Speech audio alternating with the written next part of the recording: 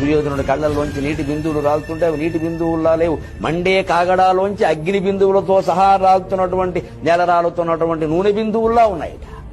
అలా ఏడుస్తున్నాడు, పశ్చాత్తాపంతో కుమిలిపోతున్నాడు దుర్యోధనుడు. ఇప్పుడు ఖచ్చితంగా మూలభారతం ప్రకారం ఒక మాట అన్నాడు, చెయ్యా తప్పు చేశానయ్యా, లక్క ఇంటి దగ్గర నుంచి భీముడికి విషం పెట్టడం దగ్గర నుంచి నేను చేశానయ్యా, నా కన్నుడు నాకు లేకుండా పోయాడయ్యా, నా రాజ్యం పోయినందుకు కాదు, నా కన్నుడు నాకు లేకుండా పోయాడయ్యా, కన్నుడు లేని తర్వాత నాకు ప్రాణాలతో నిమిత్తం లేదు, ఈ రాజ్యం దేనికి అని నిజంగా పశ్చాత్తాపంతో కుమిలిపోయాడు. ఇప్పుడు దుర్యోధనుడు శాంతించడానికి శల్యుడు ఒక్క మాట చెప్పాడు, దుర్యోధన నేను స్వయంగా చూసి చెబుతున్నానయ్యా, సామాన్యమైన యుద్ధం చేయలేదయ్యా, కర్ణుడు నరనారాయణుని గిరగిల్లాడించేశాడయ్యా. పోవడం ఏముందయ్యా, ఎవరైనా పోతారు గాని సాటిగా ధాటిగా మీటిగా పోరాడిపోయాడయ్యా.